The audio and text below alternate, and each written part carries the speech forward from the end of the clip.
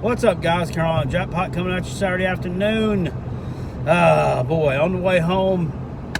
What a crazy week, huh? Especially for my South Carolina Gamecocks. What a crazy week. First off, we get a schedule unveiled on Monday, wasn't it? Right? And find out that our late October rival, the Tennessee Volunteers, will be coming to our place the first week of the season, September 26th. Looking forward to it. Hey, Vol fans, you're still going down, all right? You're still not winning in Williams-Brice, and the loss of Muschamp Lloyd, God, man, that sucks. Just a topsy-turvy week with that news on Thursday morning, and then on Thursday night, just out of nowhere, which we thought this was supposed to be coming sometime in the next few weeks. It happened Thursday night. This kid, Gunner Stockton, 5-star quarterback out of Rabun County High School in the northwest corner of the state of Georgia. Number one quarterback in the state of Georgia for the class 2022, like the number 2 or 3 overall player, I think, in the state of Georgia for that year's class. Commits University of South Carolina. It's unreal. I was looking at I guess it was his freshman stats, and wow. I mean, it's just eye-popping. He's right up there with Deshaun Watson and Trevor Lawrence, both Georgia products, Georgia high school products, who ended up going to the dump over in the far corner of our state, and he's right up there with them. I mean, he's either leading them or right in there with the mix on passing touchdowns, yards, rushing yards, and all that stuff, whatever. And I'm like, dude, this came out of nowhere. I had no idea who this kid was until a few weeks ago. A Gamecock fan that calls into one of the radio shows was talking about him, and he said, if we could get this guy, we're going to win multiple SEC East titles. And I thought, you're full of shit. So I went and watched him on YouTube, and I was like, damn.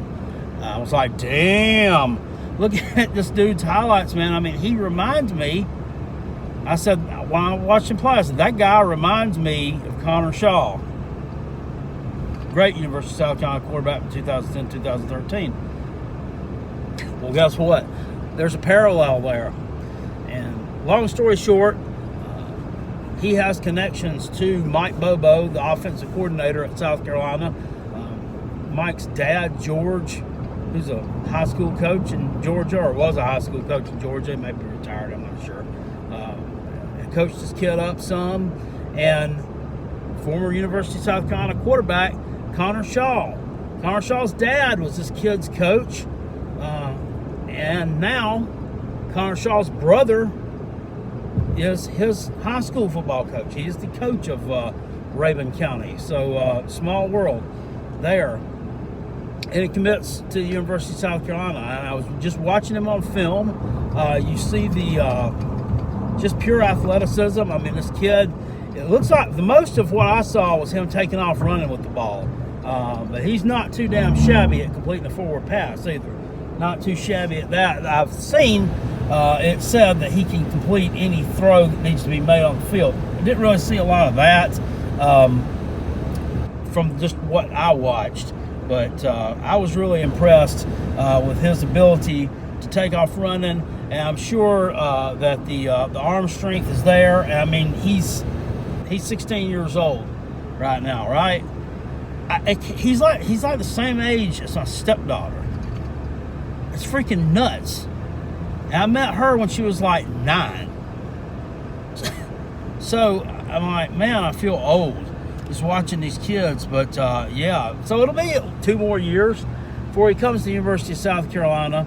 And this is the part that I want to talk about. It's the premise of the video. And, you know, in the past, I used to always kind of pride myself on being a glass half full kind of guy when I was talking about my South Carolina Gamecocks, because times haven't always been great. You know it, I know it, the whole world knows it. The past year or so, I've kind of become, well, sour and kind of become a glass half empty kind of guy. Especially after losing 28-0 in Virginia in the Belt Bowl at the end of the 2018 season. I became a glass half empty kind of guy. Especially after losing to North Carolina and a kid in his first college start, the first game of the next season, when it was time for you to right the ship. I became a glass half empty kind of guy. Here's my thing. We have a coach who's on an extreme thin string. Or so I would like to think. So I would like to think by now. Okay, well, you're a college football coach. You're getting paid millions upon millions of dollars. You're signing a huge contract. Nowhere else in the country, nowhere do they keep around a coach who makes that kind of money, who doesn't freaking win, who don't freaking win. They don't keep them. We've been doing it though. It's all the excuses.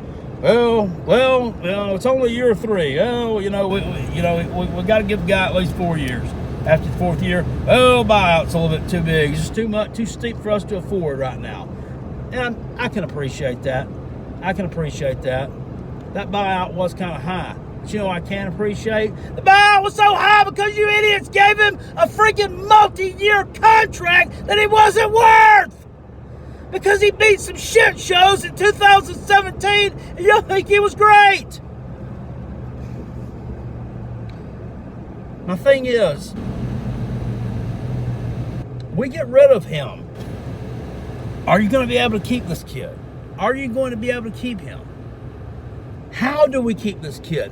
What needs to be done to keep him? He has to come to the University of South Carolina. We can't have no decommitment. We cannot have no decommitment of this dude. From what I've seen, there's no way. There's no way that we can have a decommitment from him. Just can't afford it. If we can, man, I swear, if he does, I swear, finding a new team to cheer for. I mean it, man. I mean it. If he decommits, I swear, the chicken curse is alive and well. But I want you to think about something. Will Muschamp, for all the bitching and moaning and just overall lack of faith I've had with him, in small pockets, he's not doing a bad job of bringing in some elite players from high school. I mean, he's really not. Zach Pickens was an elite player in high school. Jordan Burks was an elite player in high school. Yeah. Luke Doty, quarterback, you can argue he was an elite player in high school. Now, none of these people have panned out yet, and it all remains to be seen. They're all works in progress. But in small pockets, he's doing a really good job of bringing in some players, especially at the skill positions. What bothers me, though, is we are not bringing in high-caliber players at one position on that field. Well, one position group on that field. And that's the offensive line. We're not bringing in 4- and 5-star talent on the offensive line. Just one 5-star, one 4-star a year. Is that too much to ask on the offensive line? It's worth a couple of victories a year. It is. With the same players, it's worth a couple of victories a year. Maybe even more. But that's why I say in small pockets, he's done a really good job of recruiting and keeping it together, and his staff has done a really good job of it. But as far as player development, in-game coaching, game prep, everything else that goes with the job, it's still way short of the mark. Way short of the mark. And if he gets let go, let's say after the 2021 season, let's say things get back to normal, 2021, fans are allowed back in the stadium again. We play a regular 12-game schedule with the 4 non-con games, the game with Clemson and 3 other non-con games, and then a regular SEC schedule, and he goes freaking 4-8 again. say Marshawn Lloyd comes back, and we still can't get over the hump. 4-8, 5-7, something like that. He gets let go. Because I'm telling you, he's not going to get let go after this season. He is not getting let go.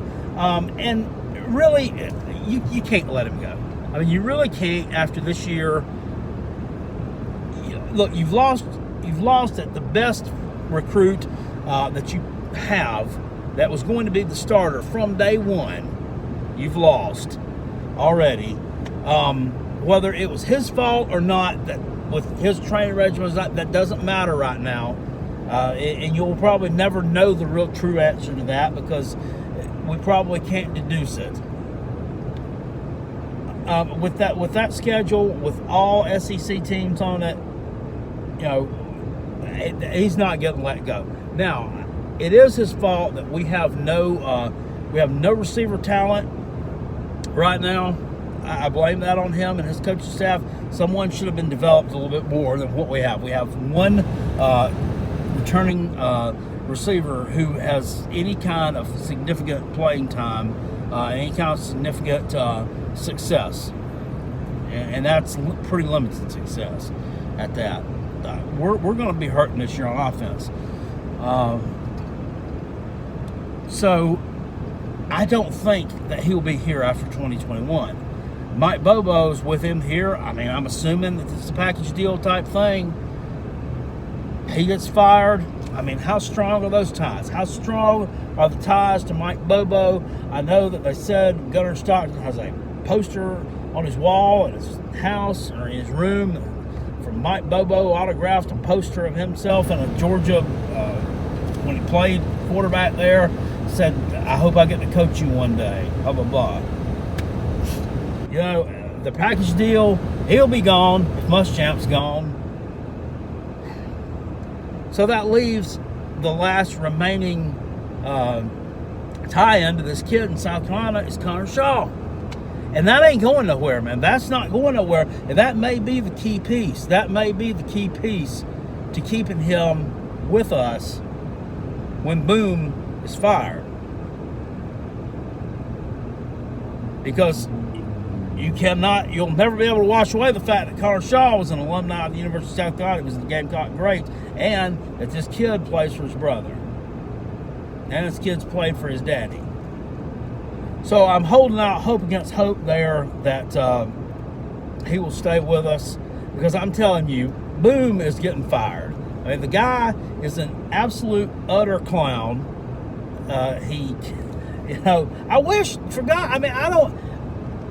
His recruiting ability and his staff's recruiting ability has been pretty decent for the kind of records that they've thrown out there, the kind of turd burgers that they've laid the past few years, as far as final season record goes, the kind of crappy losses to crappy teams they've had. The recruiting has been pretty good. I would dare say you match our records up against a team who has lost to like competition, and they won't recruit anywhere near as well as we do. So I wish there was a way that we could keep him around in some capacity just to help with the recruiting.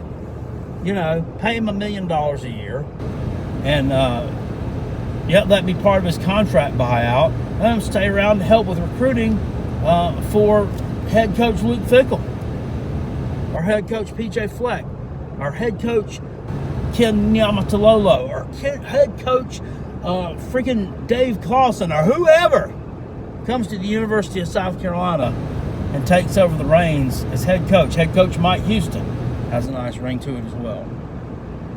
That's about all I got to say about that. Leave some comments down in the comment section below. I got like to tongue-tied. Get a little discussion started out about that. Does South Carolina keep Gunnar Stockton if the Boom and Bobo connection gets run out of Columbia? And they will. All right, guys. I'll see y'all later. I appreciate it. Like, comment, subscribe, share the video. Please hit it with a thumbs up. Also, I'm going to link my new scratching channel down in the description box below. Scratching away my 401k. Go there and get it a sub too. We're going to load some more content to that thing today, probably. And the video I put up there yesterday was my debut video, and it was one from back in July, where I bought some Maryland tickets on the way home from Pennsylvania, and for some reason, I don't know what I did, there was no sound on the first half of the video. I was alerted to this by my friend Scratching VA. I mean, I don't know what I did wrong there. The thing's kind of stayed in iCloud. I had some real problems uploading it the first time. That's why I didn't upload it back in July, is because it was messing up. So my apologies. I did have a break-even session though, $50 win on a $20 ticket. I got 4 thumbs down on the video though. We're gonna thumb you down, but the video ain't got no down.